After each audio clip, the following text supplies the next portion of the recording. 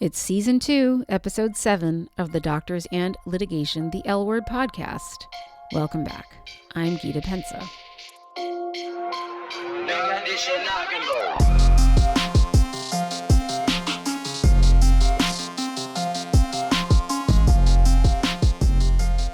One of the many hats I wear these days is as a coach who helps prepare defendants for their appearance at deposition or trial.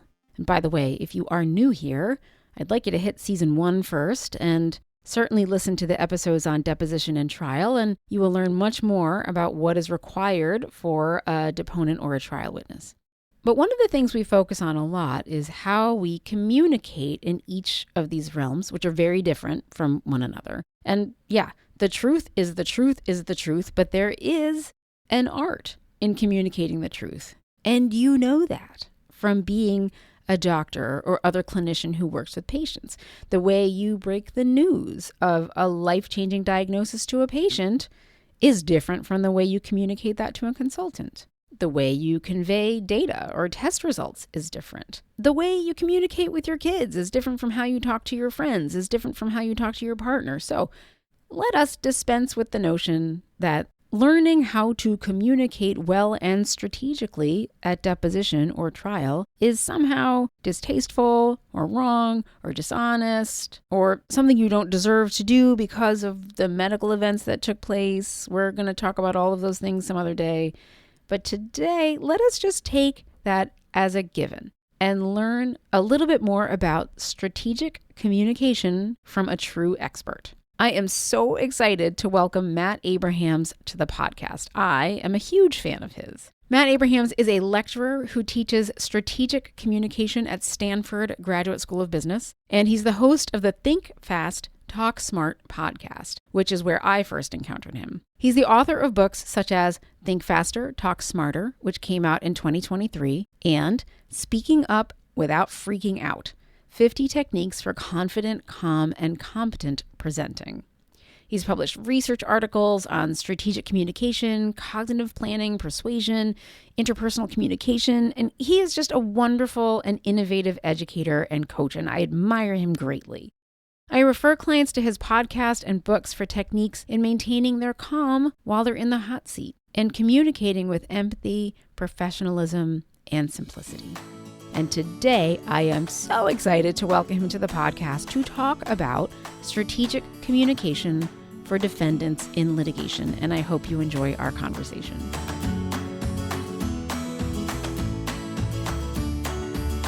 Matt, thank you so much for coming to talk to us on the podcast today about strategic communication. Absolutely. Excited for our conversation. So I think this is going to be novel for most of the people who are listening to this podcast. Not communication as a concept. Communication plays an essential part in the practice of medicine overall. But I've invited you here today as a strategic communications expert to talk about communicating in some high stress and artificial environments that doctors may encounter. And that's really doctors testifying in the course of a lawsuit at either deposition or a trial, which are two very different things, as we've talked about in this podcast before. But the majority of doctors will be sued in their careers, and we receive so little preparation or training on it.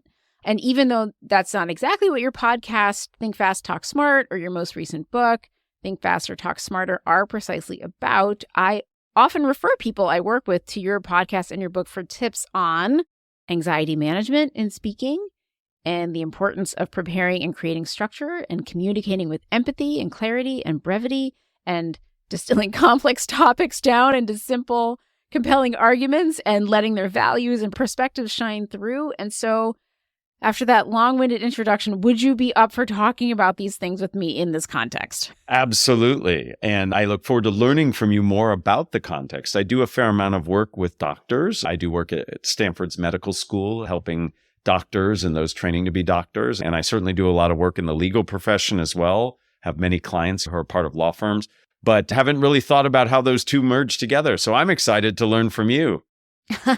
Well, so first of all, let me say this. I had never heard the term strategic communication before I listened to your podcast. I mean, when you hear the term, you can kind of guess what it's about, but it's not a term that doctors hear in their training, even though we try to communicate strategically with our patients. So as a professor of strategic communication at Stanford, how would you define it? How would you define it? Yeah, so strategic communication is really at the highest level about having goal-focused, audience-centric communication that's deployed through various channels, striving for clarity, striving for consistency, and in many cases to be motivational, compelling, influential.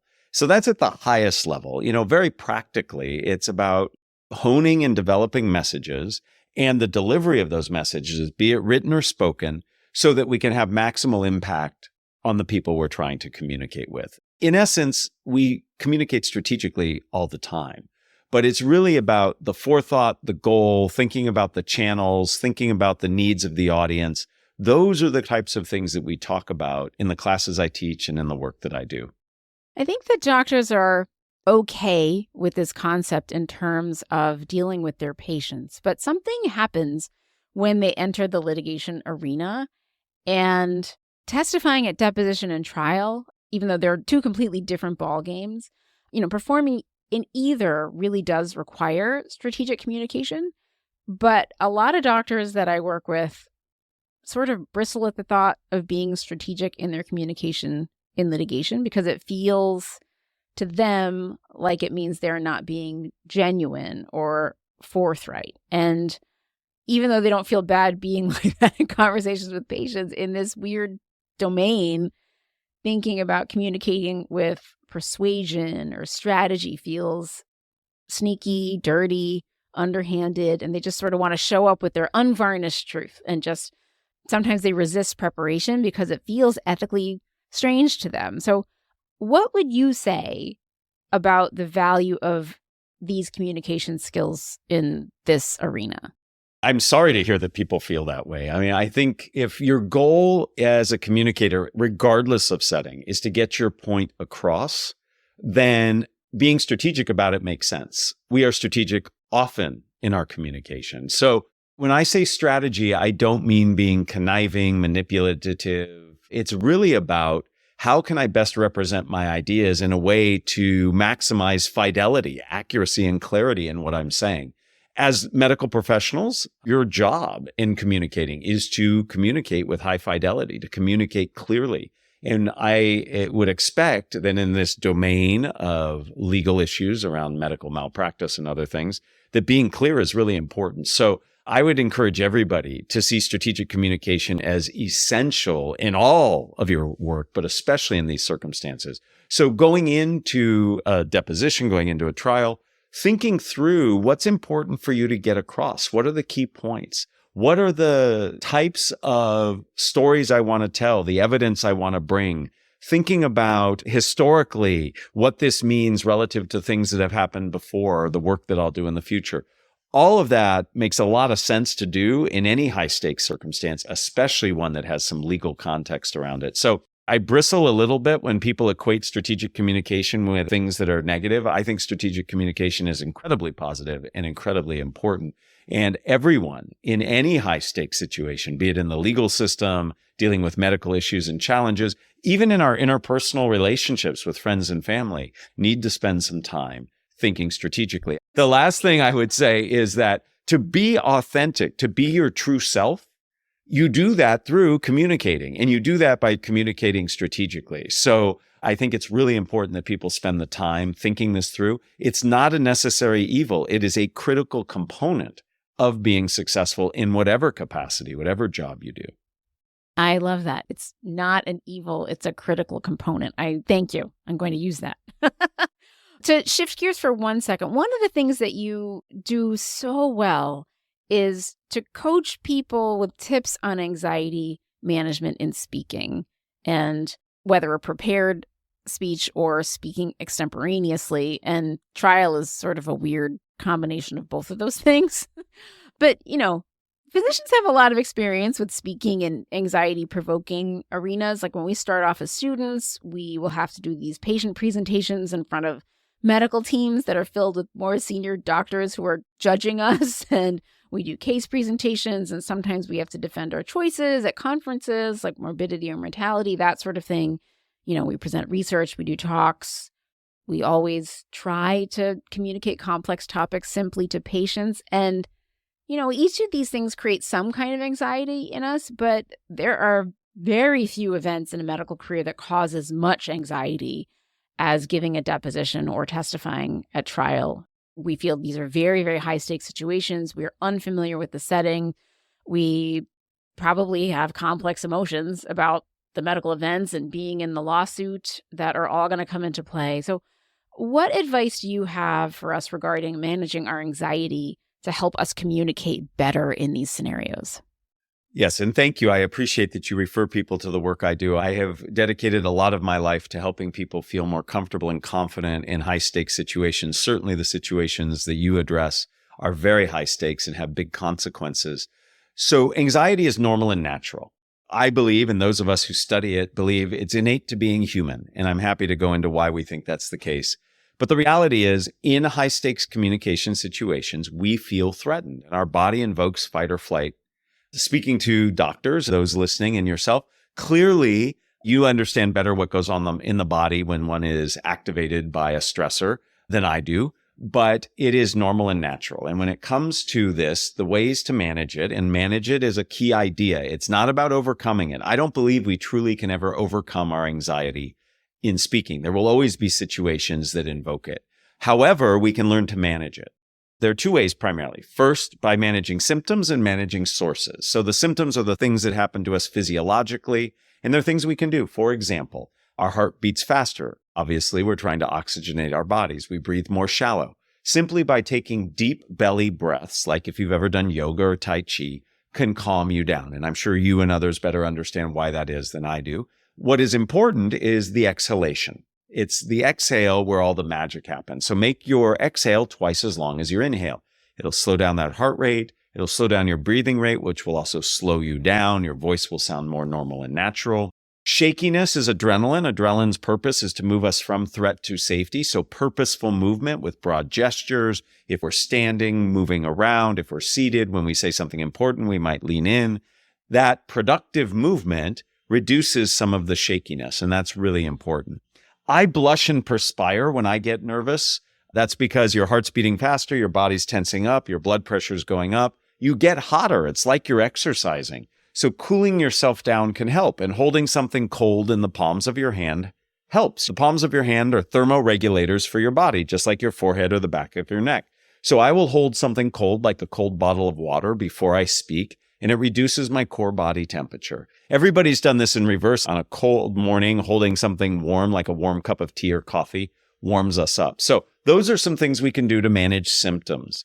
There are lots of sources of anxiety, things that initiate and exacerbate our anxiety. One example is the goal we're trying to achieve. If you are on trial or are being deposed, your goal is to have your story be told and understood accurately. If you're actually on trial, it's to be found not guilty. And we can get very nervous about the potential negative outcome of those events. If I'm found guilty, if people don't believe my point of view, if I don't convey it the appropriate way.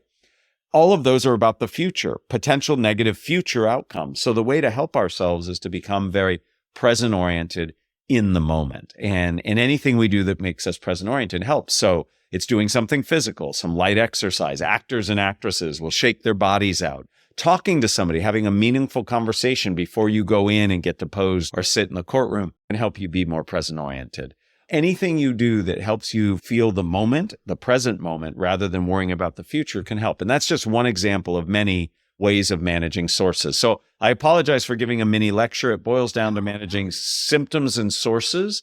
And those are things that we can do and work on to help us feel better in those moments. I'm so happy to actually hear you talk about coming into the present moment, because I recently on the podcast talked to a defense attorney who employs mindfulness and the practice of mindfulness and tries to get his defendants to engage in the practice. And hearing about that value from more than one source and an expert communicator like yourself perhaps will further validate that people can try it at some point and that it definitely has some value.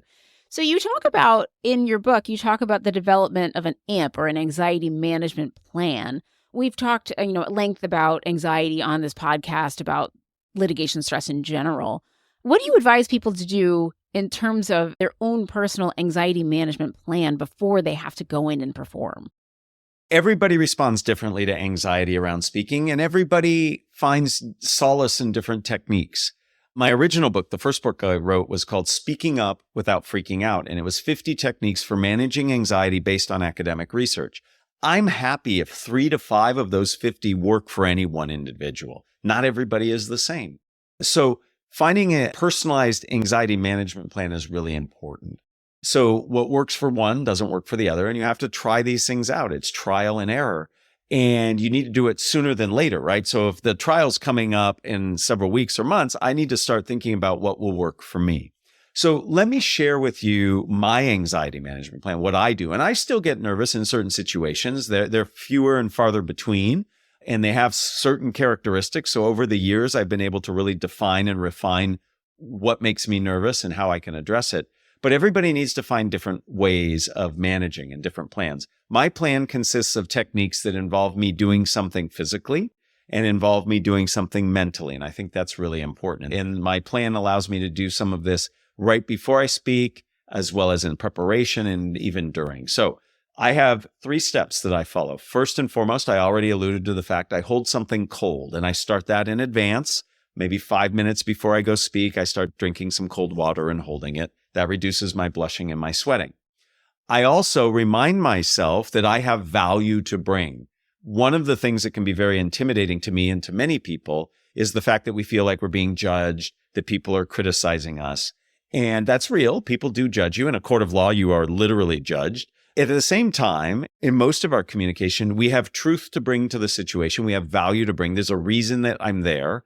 And reminding myself of that makes me audience-centric. So has me focus on the value of my message to the people I'm speaking with. So I have a mantra. My mantra is I have value to bring. And then the final thing I do, and this sounds a little silly, is I will say tongue twisters out loud, not in public where people see it, but this is to get me present-oriented. I can't say a tongue twister properly and not be in the present moment. And it has the added benefit of warming up my voice. I am shocked by how many people expect to be able to go from silence to brilliance in their communication without warming up. If you're an athlete, you know you should warm up. If you exercise, you should warm up. We should warm up our voices. So before I ever speak, I do those 3 things. That's my anxiety management plan. I've been doing it for years. It really helps me. I encourage others through trial and error, find techniques that work for them to help themselves feel better in their communication. I love that. So I want to talk for a second about in the moment now. So you've done these things ahead of time. You're getting yourself in the right mindset to perform, essentially. When you're in it, sometimes you realize something didn't land the way you wanted it to, or, you're worried about the reaction that you're getting from the people listening to you. And one story you tell in the book is about famous Coach K at Duke University and the mantra he used for his players, which is next play. And I love this. Now I use this when I'm teaching physicians to stay focused when they feel like they didn't articulate something well or they're flustered. Can you tell us about this concept and how it helps us to stay focused in the moment? Yeah, so I'll give you a little origin story on this. I have 2 boys. They're now young men, but as they were growing up, they played a lot of basketball, youth sports. And we had an amazing coach. He's a friend, he's a neighbor, awesome guy. And he was teaching the kids that a lot of kids, when they make a mistake, they feel really bad. And they sit and wallow in that rumination. 1, it's not psychologically good for them. But 2, the game is going on and they're missing all the other stuff. So he introduced them to Mike Krzyzewski, Coach K's rule that he would teach his basketball players, which is next play. Your job as an athlete, I would argue your job as a human being, is to really connect with people, be present in the moment, and then immediately move on to the next moment. If we sit in rumination, staying in the past, we miss what's happening in the present. So this notion of next play is simply move on. So if I'm shooting a basket, I miss the basket. Instead of sitting there wallowing in despair, I have to run down the court because the other players are going to shoot against my basket. Similarly, if you have an amazing shot and it does really well, you still get back down the court. So it's about this notion about being present and moving on. It does not mean that we do not reflect. Reflection is critical in any skill development, especially communication. Reflection happens after the fact. not in the moment of the communication. So there's a difference between rumination, which happens in the moment, and reflection, which happens in the past. And this is a valuable skill for many things. There are several mindset changes I talk about in the book, Think Faster, Talk Smarter, but in the coaching and teaching that I do. This is one of them. Don't get bogged down by what has just happened. Stay present, stay moving forward. That said, we also have to reframe the errors that we make. Many of us fear making mistakes. We see them as bad. We see them as affecting our credibility. It's normal and natural to make mistakes. When we were children, we made mistakes all the time. It's how we learned. I have a reframing of mistakes, and I call it missed takes. You know how movie producers and directors, they do different takes of a scene. Maybe the actor stands, maybe the actor sits, maybe they look this way, maybe they look that way. Each one's a different take. No one is right versus the other being wrong. They're just different ways of doing it. So when I say something I didn't intend to say, rather than beating myself up and ruminating, I simply say, take two. Now I'm going to do it again or do it differently. And that allows me to not be bogged down again in rumination and help me move forward. So this notion of next play and missed takes pair nicely together to help us feel good about our communication in the moment, and they set us up to reflect after the fact.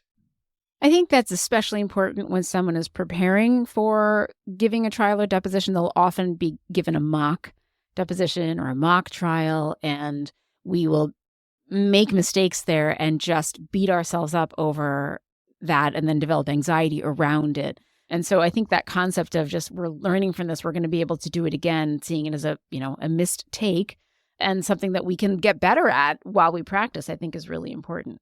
In your book, you told a story about being a tour guide in college, and I have to mention that I was also a college tour guide. Right. So we've got that connection, yeah. I also can walk backwards and talk to groups of people. But this story was as a backdrop to talking about the importance of preparation and structure, even in spontaneous communication. So in both deposition or trial, we have no idea, actually, what questions we are going to be asked. But we do know that at some point, they're going to come back to our medical care, our medical chart, our decision-making in the case and trial. And at trial, we'll get the chance to tell our story in somewhat more detail. And we're going to have a narrative about why we did the things that we did and how we thought about it. And how can preparation and structure help us here, even though we won't exactly know what we're going to be asked about in the moment? So structure, I believe, is key to effective spontaneous speaking. When you're put on the spot in the moment, you have to focus on what to say and how to say it. And structure tells us how to say it. I work with many medical professionals who have to give information to their colleagues as well as to patients. And it can be really hard to synthesize all the material you have to say, responding to a question or input, for example. And it's equally hard to package it up so somebody can actually remember it and act on it. Structure helps you do both. Structure is nothing more than a logical connection of ideas. A good tour guide structures the information that they give. They set expectations up front. Structure helps you do that. They connect ideas together. Structure helps you do that. And they leave you with information that's memorable. Structure helps you do that. So a structure, and I'll give you the one that I teach doctors and lawyers all the time. It's 3 simple questions. What? So what? Now what? What? So what? Now what? What is the information you're conveying? Maybe it's the diagnosis. Maybe it's the treatment plan. The so what is, why is it important and relevant to the person or to this moment? And then the now what is what comes next. So if I'm giving a diagnosis and treatment plan, I might say, you have this illness or condition. The treatment plan is as follows. This is important for you because it can reduce the harm or increase the potential success of the outcome. And here's what I'd like you to do next. So by thinking to myself, what, so what, now what, it helps me prioritize what to say and to say it as concisely and clearly as I can. And second, it packages it up nicely so somebody can remember it and act on it. So structure serves many purposes. It sets expectations, connects ideas together, makes it memorable, and it takes off that burden from all of us of what is it that I need to say in this moment, because it tells you how you will say it. I'm a lousy cook, but if I follow a recipe, I'm much more likely to have success. That's what a structure does. If you're on the witness stand, if you are in a room being deposed, if you're talking to a patient, structure will help you be more effective. I believe that. And I think, at trial, we're going to be telling the story of what, so what, and now what is not like what happens next, but what did I do next? Why did I do that? And presenting that information in a logical way so that people can understand you and the sequence of events about which you're talking, I think is absolutely critical. Another thing I think that is really crucial at trial is to be able to communicate with genuine empathy and clarity and brevity. And you have to teach the jury, who are non-medical, about often complex medical topics in a way that they can follow and understand. And expert witnesses also need this skill. So what can you tell us about the importance of empathy and clarity and brevity when you are breaking down a complex topic into a way that a non-medical juror might understand it better?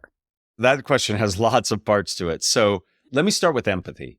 Empathy is critical. The reality is we all suffer from the curse of knowledge. We know too much about the things we talk about, and therefore we might make assumptions, we might leave out details, we might use acronyms. The only antidote to the curse of knowledge is empathy and curiosity. You have to be curious about what your audience knows and what they think, and you have to address and adjust your communication to that. Many people argue that the reason our species developed the ability to communicate was to be empathetic. So empathy drives communication. So we have to think about the other person's perspective. It's incumbent on us being successful. The biggest mistake people make in communication is they start from the wrong place. They start from thinking, what do I want to say, rather than what does the audience need to hear? So empathy is critical. We have to be able to appreciate what the other person needs. The jury needs, the lawyer needs, others. That's number one. Number two, often in these circumstances, complexity is all over the place, and we need to make that complexity accessible to people. I don't believe in dumbing things down. I don't believe in oversimplifying. We just have to make it accessible. So how do we do that? Maybe we walk through things step by step. We diagram it. Maybe we break it down into constituent parts. Maybe we use analogies and comparisons or images and pictures. These are all tools that help us take a complex idea and make it more accessible so people can understand it and act upon it. So this notion of empathy and accessibility are really critical in our communication, and we have to spend the time thinking about it. Now, structure also helps, because structure helps us be concise in those moments. The problem with many people, especially in the circumstances you and your podcast address, is what people tend to do is they just list information. They itemize points or a chronology. Our brains are not wired to remember lists. In fact, I challenge you, how many items do you need to buy from the grocery store before you have to write it down because you're afraid you'll forget? For me, it's 3. So we're not really good at remembering things. So using structure takes us away from listing things, which makes our content more concise, which can really help. So you brought up 3 really important points: empathy, accessibility, and concision. And those are really critical to effective communication. Now I just need someone to remind me to bring the list that I made. If someone could do that when I go to the store, that would be very helpful. No, exactly. Well, that's what cell phones are for. And soon AI, right? So AI is going to help us with all of that. Right. I'll just ask, what was it that I was thinking that I needed? Or it'll just tell you. You don't even have to ask. All right. I have one last question for you, and this might be the hardest. Certainly, when I think about how to articulate this to people, I find it very difficult. One of the most difficult things when we're in litigation is the adversarial nature of it. And whether or not you feel like your decision-making is defensible in hindsight, most of us go into medicine because we care deeply about people and we develop this skill set to help them. And when anything goes wrong and litigation is threatened or started, we're not able to talk to the patient anymore.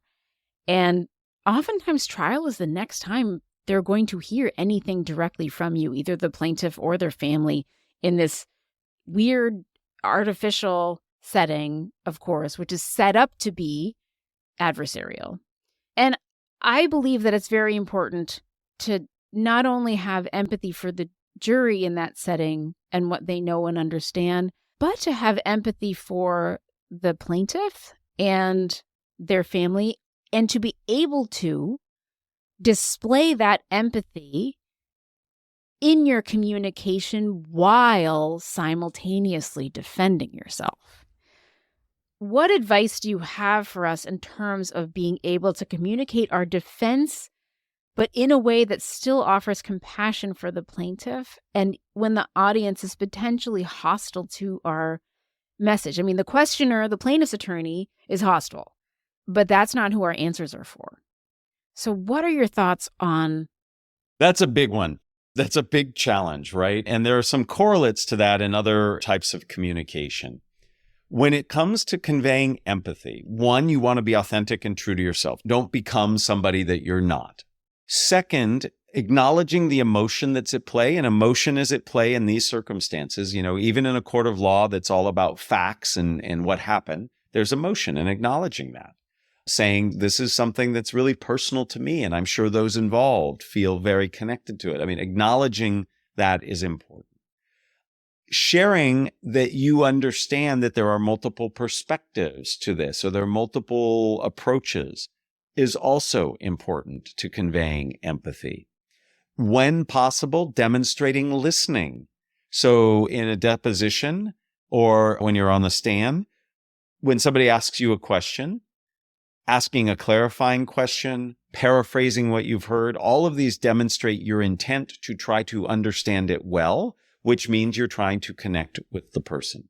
So how you do it in terms of your approach, in terms of the language you use, those are really important. Paraphrasing, using language that's inclusive, but also what you do with your body. Are you open? Are you closed? Are you leaning forward? Are you leaning back? All of this conveys interest, intent, connection, and empathy. Granted, the circumstance that you're talking about, which is adversarial, which has an outcome that might be detrimental, it's hard to remind ourselves that being authentic and connecting can actually help us. But it is through the words we choose, the approach we have, and what we do with our bodies and voice that help us convey that empathy. Thank you so much for that answer. And thank you for coming to talk to us about this topic in an arena that I recognize you haven't really coached around specifically, but so much of the work that you have done offers us instruction and information about how to tailor our approach in this arena. And so I thank you for that. And I really appreciate your time. It's been great talking to you. Well, thank you. I've enjoyed not only talking to you, but also learning from you about this environment. And I'm grateful that you find value in the work that I do. And I hope it helps people to get through these very tough situations. So I appreciate your time, and I appreciate the opportunity to chat with you.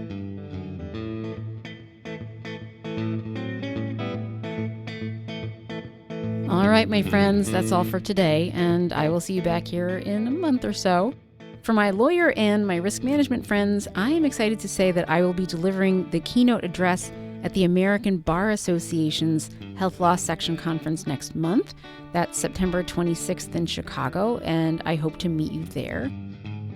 And if you haven't yet watched the documentary A World of Hurt, How Medical Malpractice Fails Everyone, please make sure to watch and share it. It's under half an hour. It's available on PBS apps and YouTube for free. And I will see you all next time.